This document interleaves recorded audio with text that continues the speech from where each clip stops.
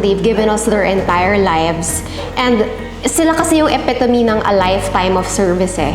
There's no better medal or reward for a dog than a loving home with a family.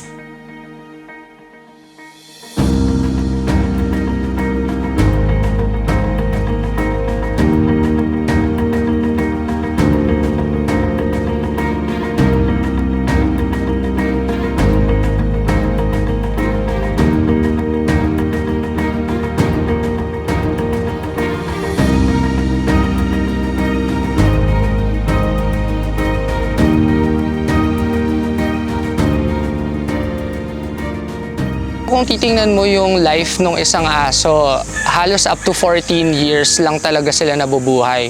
Meaning, at 8, 9, 10, 11, or 12, medyo ready na mag-retire yung mga aso.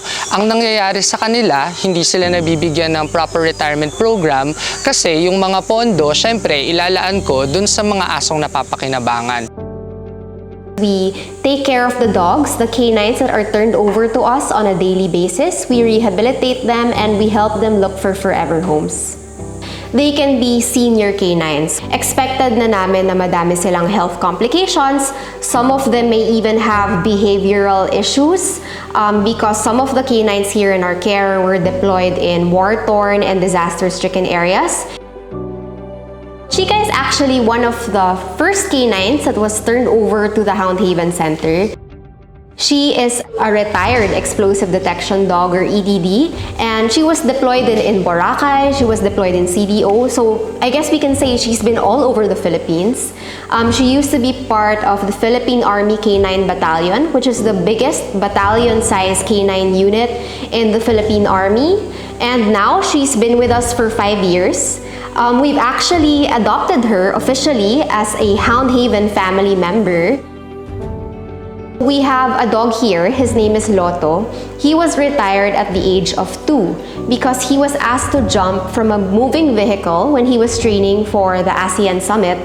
And then he sprained his leg and the handlers thought, okay, it's just a regular sprain. And then after a few weeks, they realized it's not getting better. So pina-check nila sa vet. And then the vet said, nagde-necrosis na yung leg niya. So there was really no choice.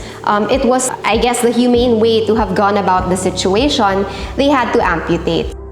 We have 15 dogs here in the center. The training and rehabilitation process here at Hound Haven is really more like a play for the dogs. It's really fun for them. They don't have a strict schedule. But what we do is, before they're even turned over to us, we require all of our partners, the Philippine Army, any city canine unit, to fill out a behavioral assessment form. We have our handlers here and they are trained handlers. They know basic obedience training for dogs. We really try to work with the dogs on a regular basis. It can be something as simple as going on walks, not pulling on the leash, so that when they're adopted, they're disciplined on walks. So nagiging silang mas well-rounded in that sense. So when you have dogs, nutrition is very important, and it's even more important when you're managing a center of 10 dogs or more, no? When you have so many dogs, ang dali-dali na magkumalat ang disease, ang daling magka-disease outbreak. So, for us at Hound Haven, prevention is really better. So what we do is we give them the best diet possible so that they can battle any disease na pwedeng kumalat dito sa center. And that's why we give them Nutri chunks para listo ganado sila. Yung adoption namin or yung process ng pag-ampon, hindi siya mabilisang basta may pera ka or may nagustuhan kang aso, makukuha mo agad. Kailangan alam namin na nasa mabuting kamay sila. There's no better medal or reward for a dog than a loving home with a family or with someone na makakasama nila until their very last days.